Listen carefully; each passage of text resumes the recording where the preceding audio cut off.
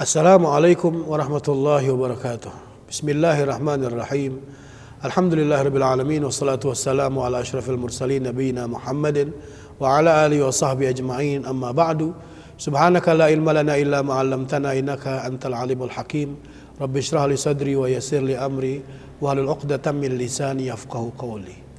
Lailatul Qadar adalah di antara karunia Allah Subhanahu wa taala yang Allah berikan kepada umat Nabi Muhammad SAW, yang ia datang hanya sekali dalam setiap tahun, yaitu di bulan Ramadan.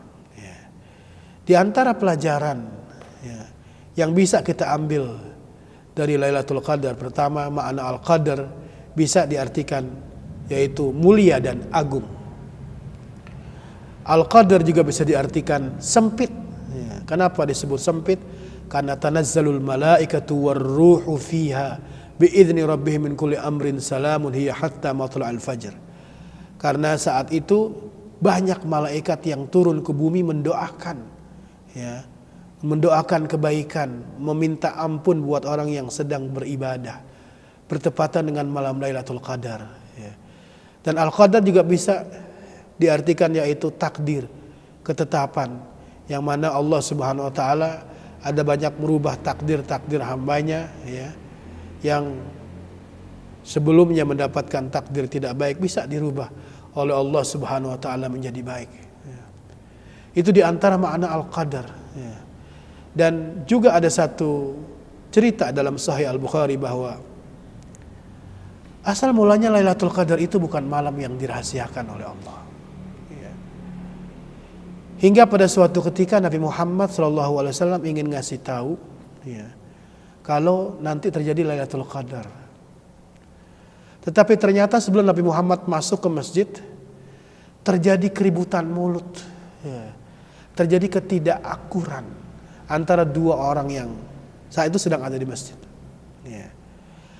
hingga menegang keadaan mereka. Hingga akhirnya Rasulullah ketika masuk mengatakan, aku tadi sebenarnya mau ngasih tahu tentang Lailatul Qadar yang akan terjadi. Tapi karena aku dikabarkan ada dua orang yang saling ribut, yang saling tidak akur, hingga akhirnya Lailatul Qadar itu diangkat dan dirahasiakan oleh Allah Subhanahu wa taala. Bahwa dari pelajaran hadis ini bahwa dosa ada dalam hal ini kedengkian, kebencian, ketidakakuran, ketidak adanya kedamaian, keharmonisan antara dua orang muslim, itu penyebab terhambatnya, terhalangnya seorang mendapatkan kebaikan yang banyak. Hingga akhirnya Lailatul Qadar dirahasiakan oleh Allah Subhanahu wa taala, yang hanya akan terjadi di 10 hari terakhir daripada bulan Ramadan, terutama malam-malam ganjil. Dan yang perlu diingat bahwa yang disebut dengan malam itu terjadinya dari maghrib sampai sebelum subuh. Ada kesempatan besar, jangan lalaikan. Apalagi ada satu hadis dalam Sahih Muslim menyebutkan man shallal isya'a fi jama'atin faka'annama qama nisfal lail wa man shalla subha fi jama'atin faka'annama qama al-laila kullah. Siapa yang salat isya berjamaah, dia mendapatkan pahala seperti beribadah setengah malam. Dan siapa yang sholat subuh berjamaah, dia mendapatkan pahala ibadah seperti semalam suntuk. Tahu semalam suntuk? Dari maghrib sampai subuh. Lailatul Qadar itu terjadi dari maghrib sampai subuh. Walaupun mungkin saat itu kita lalai, tapi kita sudah berusaha antusias dengan menjaga sholat isya dan sholat subuh berjamaah, maka ada kemungkinan Allah kasih kita dengan Lailatul Qadar tersebut. Ditambah satu pertanyaan dari Aisyah radhiyallahu anha, istri Rasulullah yang merupakan ibu seluruh kaum mukminin. Beliau bertanya, gimana caranya, apa yang harus aku lakukan? Maka kata Rasulullah, baca Allahumma innaka afuwun karim tuhibbul afwa fa'fu anna. Allahumma innaka afuwun karim tuhibbul afwa fa'fu anni. Bisa juga dibaca. Itu doa yang hendaknya dibaca.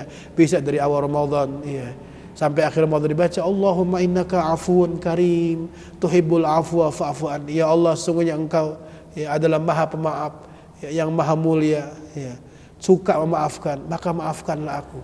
Itu diharapkan orang membaca doa tersebut bisa mendapatkan Lailatul Qadar. Itu ya gambaran ya sederhana dari Lailatul Qadar yang mungkin perlu untuk kita ketahui. Wallahu a'lam bishawab. Alhamdulillahirabbil alamin.